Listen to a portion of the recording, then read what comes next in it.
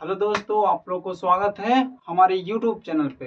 तो आपको इस वीडियो में क्लास 7 मतलब क्लास 7वां का जो सरल गणित होता है उससे आपको एक चैप्टर कराएंगे। कहने का मतलब प्रत्येक बुक से क्लास बाय क्लास चैप्टर मतलब प्रत्येक चैप्टर खत्म करके क्लास को कोचिंग करेंगे, चेंज करेंगे। मतलब आप जो वीडियो बना के आपको भेजेंगे तो मतलब क्लास 7 के माने 7वां के क्लास सरल गणित से आपको एक चैप्टर से पहले वीडियो बना के भेज देंगे, फिर क्लास 5 को बना के भेजेंगे। मतलब क्लास चेंज कर करके एक एक चैप्टर खत्म करके आप लोग के पास वीडियो जाएगा। तो आज हम आप लोग को 7वां क्लास के सरल गणित से आपको पढ़ाएंगे। तो सरल गणित आप लोग के पास होगा 7वां का, उसमें पहला चैप्टर होगा पूर्णांक। पहला चैप्टर कौन सी है? पूर्णांक। तो आपको सबसे पहले जानना होगा कि पूर्णांक किसको कहते हैं, है कि नहीं। पहले हम हेडिंग डाल देते हैं चैप्टर पूर्णांक। तो देखिए हम लिख दिए हैं क्लास 7 चैप्टर पहला पूर्णांक है। यहाँ पर चैप्टर पहला लिख दें। तो सबसे पहले हम क्या बोले कि आपको जानना होगा कि पूर्णांक क्या होता है। तो आप हेडिंग डालिए कि पूर्णांक क्या होता है। तो पहले हम क्या करते हैं कि पहले हम आपको समझा देते हैं, उसके बाद आपको लिखा देंगे।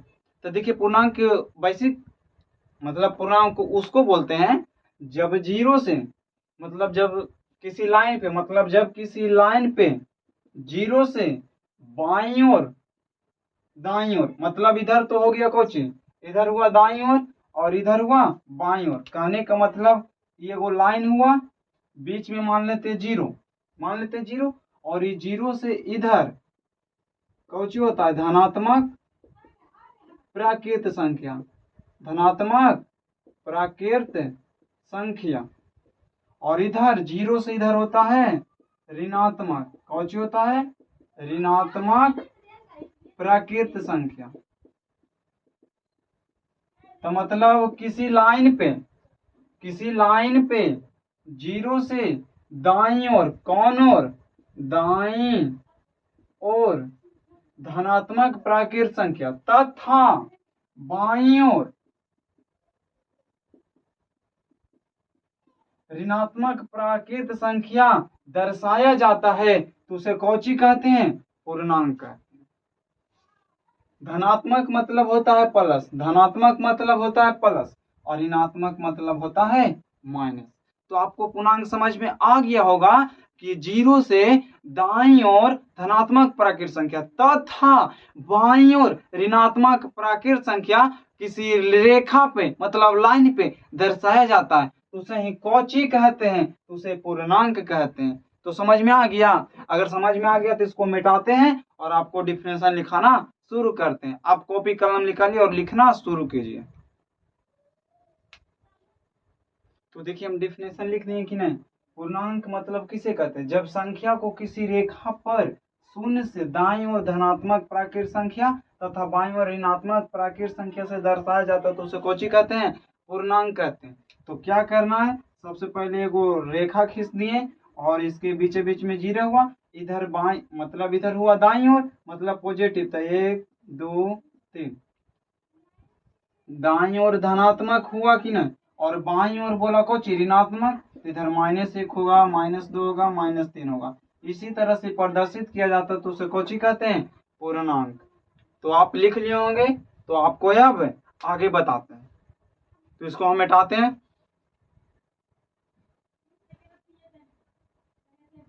तो देखिए अब आपको हम बताते हैं इस पूर्णांक में पढ़ना है तो धन चिन्ह होता है और ऋण चिन्ह होता है। माने इधर धनात्मक था इधर ऋणात्मक था। तो अगला पॉइंट बना के लिखिएगा कि धन चिन्ह का प्रतिलोम। तो बताइए धन चिन्ह का प्रतिलोम कौन चिन्ह होता है? तो धन के उल्टा ऋण होता है, धन के उल्टा ऋण होता है तो ऋण होता है। देखिए धन चिन्ह का प्रतिलोम ऋण चिन्ह होता है। मतलब लड़का, देखिए सबसे पहले याद रखें प्रतिलोम का मतलब क्या होता है। तो प्रतिलोम का मतलब उल्टा होता है, प्रतिलोम का मतलब उल्टा। कहने का मतलब लड़का के उल्टा कोची होता, लड़की, मम्मी के उल्टा कोची होता पापा। उसी तरह धन के उल्टा ऋण और ऋण के उल्टा धन। तो अगला पॉइंट हम ये भी बना सकते हैं कि प्रतिलोम का मतलब कुछ होता है उल्टा। ये भी दो पॉइंट मतलब पॉइंट समझ में आया ना कि मैंने प्लस के उल्टा माइनस हो, माइनस के उल्टा प्लस, और प्रतिलोम का मतलब उल्टा होता। तो आप 2 पॉइंट ये नोट कर लिए, तो सब पहले इसको मिटाते हैं। अब अगला पॉइंट ये बताते हैं, शून्य। शून्य का मतलब जीरो। जीरो अगर आपसे पूछेगा कि जीरो के आगे हम कौन सा चिन्ह लगा सकते हैं, मतलब जीरो अगर आपसे पूछेगा कि जीरो धनात्मक है कि ऋणात्मक है, तो आप एकाएक बोलेगा अच्छा जीरो धनात्मक, लेकिन याद रखिएगा जीरो ना तो धनात्मक है और ना ही ऋणात्मक है, तो कहे न इसको एगो पॉइंट बना के लिख लेते हैं। जीरो जीरो लड्डू, या आप ऐसे लिख सकते हैं शून्य। समझ में आ गया ना कि अगर आपसे कोई गलती से भी पूछ दे आपका दोस्त कि जीरो धनात्मक है कि ऋणात्मक, तो हम पढ़ रहे हैं कि जीरो ना तो धनात्मक होता है और ना ही ऋणात्मक होता है। तो आपको इतना पॉइंट समझ में आया। अब आप इसके बाद आपको एकदम जिसको कहते हैं मेन पॉइंट एकदम ध्यान में रखिएगा कि पूर्णांकों का निरपेक्ष मान किसे कहते हैं। एकदम मस्त पॉइंट है, इसको एकदम ध्यान में रखिएगा। तो इसको पहले मिटाते हैं, उसके बाद आपको समझाते हैं कि पूर्णांकों का निरपेक्ष मान क्या होता है। तो देखिए हम हेडिंग डाल दें क्या, पूर्णांकों का निरपेक्ष मान। मतलब पूर्णांकों का निरपेक्ष मान क्या किसे कहते हैं, माने क्या होता है।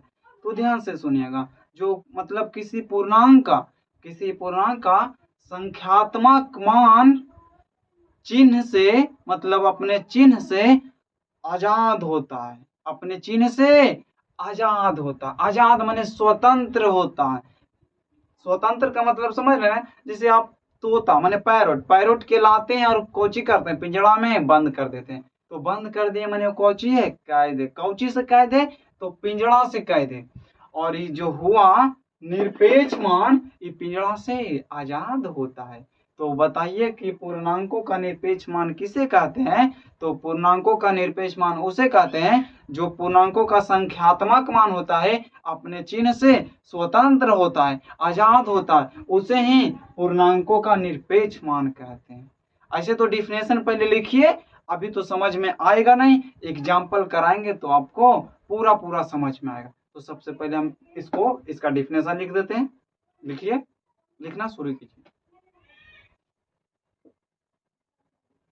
देखिए डिफिनेशन लिख दें कि नहीं, किसी पूर्णांक का संख्यात्मक मान उसके चिन्ह से स्वतंत्र होता है, उसे ही पूर्णांकों का निरपेक्ष मान होता है। एग्जाम्पल कराने से पहले एक और पॉइंट लिख लीजिए कि मतलब जो होता है पूर्णांकों का निरपेक्ष मान धनात्मक होता है या शून्य होता है, धनात्मक होता है या शून्य होता है। अगर आपसे पूछ दे कि निरपेक्ष मान क्या क्या हो सकता है, तो आप बोलेगा कि धनात्मक होगा अन्यथा जीरो होगा। तो पॉइंट बना के लिख दीजिए कि पूर्णांक का निरपेक्ष मान धनात्मक या शून्य होता है।